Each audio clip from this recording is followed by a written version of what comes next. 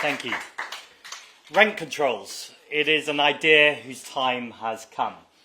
Although there's two problems with that statement, because the first is lots of places already have rent controls, so the time has been here for a long time. In fact, when you look at OECD countries, over 2/3 of member states already have rent controls. And across Europe, rent controls are a normal part of the rental market in 16 European countries. And the second part is, if we look at the English context, we had rent controls in this country for a long time. These are not the experiment. In fact, you would argue that just allowing rents to spiral in the way they have for the past 30, 40 years since Thatcher has been the experiment. And it's an experiment that has badly failed. You look around the country, in fact, you don't even need to look. This morning, as I was on my way here, I frequently get stopped by people, which is lovely, who ask me what I'm up to. And I told someone that I was off to be at the launch of a rent control report.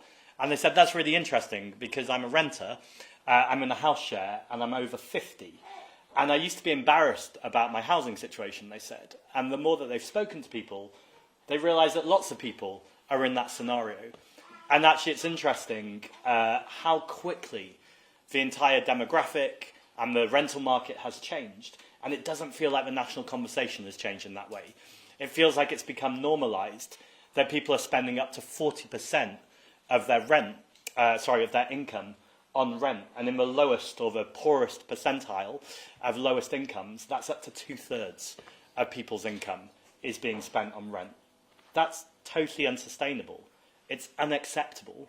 And it feels like it's just been this creeping normalisation that in some ways we feel we can carry on as a society, and that's okay. So I want to thank Beth and everyone who's been involved with the report. Every so often, a report comes along, and I know that I'm going to be talking about it on report launch day, but I also know I'm going to be talking about it a lot in future months and probably even years to come, in terms of it is so full of data, arguments that deal with so many of the legitimate challenges that people often pose about rent controls or rent freezes, where someone says, what about the housing supply? What about in-between tenancies? And just the report deals with so much of that. And I think this has been really needed, is a credible report steeped in evidence, research and data. So thank you very much for the excellent work.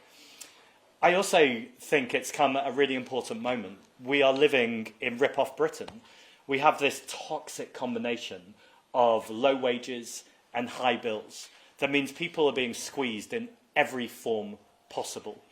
And there's so much in this report that is vital to tackling more widely outside of rent control. So if people weren't spending so much on their rent every month, that means they would have more purchasing power. There's also evidence to show that a renter spends more on things like hospitality and services than someone who is a landlord, who is much more likely to spend on assets. So that's really good, particularly for the local economy too. That's someone who is able to buy a pint at the pub in the evening, able to go out to a restaurant, or to buy themselves a new outfit. All of these things help if we have this purchasing power. Now, the obvious headline you'd expect me to take from this report is that if we had frozen rents in 2022, the average UK renter would now have £2,400 per year extra in their pocket. And I went out to speak to people in Greater Manchester last week to do some Vox Pops. And essentially the question I was asking is, what would you do with £200 extra a month in your pocket? Because that's practically what this would be. Now, you would expect me to make that argument, but I think there's an even more interesting argument here, because not only does it save renters money, it saves the government money. And when there is a constant conversation going on in our national media about how there's no money left and tricky decisions, this is a very obvious way to make sure that rather than putting the money into housing benefit, which is essentially into the pockets of private landlords, let's make sure we're not extracting that wealth from our communities towards private profit, but we're keeping that wealth and that money in our communities and in the pockets of ordinary people. So I think that's one of the stats that's really important here. And the second, as Beth just outlined, is that this isn't bad for the landlords. Even if there was a 20% reduction, which I think is probably quite a dramatic reduction, but let's go for that one, landlords are still making a profit on average that is 4.5 times more than the average UK business. And so when we look at the private rented sector, if we look at the last century and in the 1900s, it was a very small part of the wider housing tenures. And what's happened is Thatcher right to buy, and we sold off the housing stock and didn't replace it, is it's again become acceptable to successive governments to keep growing that private rented sector. Now look, there might be times when the private rented sector is suitable. If someone wants that flexibility, or they're only wanting to live somewhere for a couple of years, then that makes sense. But it doesn't make sense when people are desperate and when they're squeezed that the private rented sector is the first option, as opposed to actually spending the money needed on social and affordable housing. And of course, the term affordable housing needs clear definition there as well, because far too often it's not affordable. Now, the report is independent, and it's important to say that, and I know Josh said that it's not party political. I don't have to be independent, though, and you might note that there is a change in politics at the moment, and we have a new Prime Minister incoming. And I don't want to be churlish. I think what we've had over the last couple of years has been pretty disastrous, and we clearly need change. So a new Prime Minister, I think, is to be welcomed. This is a moment where there is the possibility of change, and I think that's rightly making some people hopeful. I'm sceptical about the change, but that's a speech I'll give another day, because I'm going to stick on rent controls right now. But we've seen this story before, where a Prime Minister talks a big game about change, and then it doesn't actually result in the change we need. And what I would say to Andy Burnham is the rent control agenda badly needs to be grabbed, because it would be a moral failure and an economic disaster to continue to allow rents to spiral, to continue to allow such a broken housing market, when the solutions to move towards rent controls are quite clear. Is there a perfect model of rent controls? Beth might disagree, but I don't think there is. But what I think we can do is look at successes in countries, places like Vienna, where it's worked amazingly well, and look at what are the learnings that we can take to design one that does work best for this country.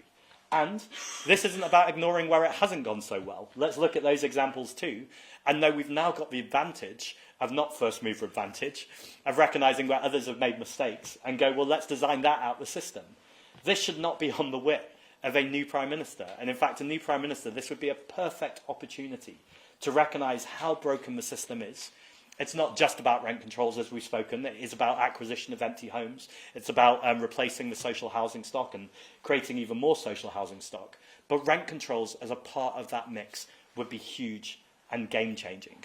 And this is really a moment to grab that agenda, to recognise how important it is. And on the flip side of that, we know that there will be many people who are probably already kicking off about this as I speak. People whose interest it is not to see rent controls come in place, whether that's billionaire-backed media or people who have vested interests.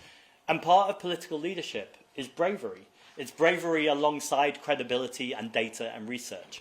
And with reports like this, the arguments are being made. And so then we need to not live in fear of what people might say or misinformation that might be pushed, scaremongering stories. We need to not fear the bond markets or the idea that there's going to be some huge sell-off of houses. As Beth said, the houses don't go up in smoke. And actually, this is a moment to give first right of refusal to the sitting tenant, which would be great for first-time buyers. And if they don't want it, which is totally fine, to then talk to the council or a housing association to make sure we're improving the housing tenure so it's actually for people and not profit. So finally, this is a really exciting moment, an exciting moment where we've been talking about rent controls for a long time. It is a bold, visionary idea. What has now been combined with that bold, visionary idea is the numbers, is a mechanism to make it work, and the beginning of a continuation of a conversation to make this a practical reality. So thank you very much for being here, and I'm looking forward to the Prime Minister adopting rent controls in full very shortly, and I'll be the first to applaud it. Thank you very much.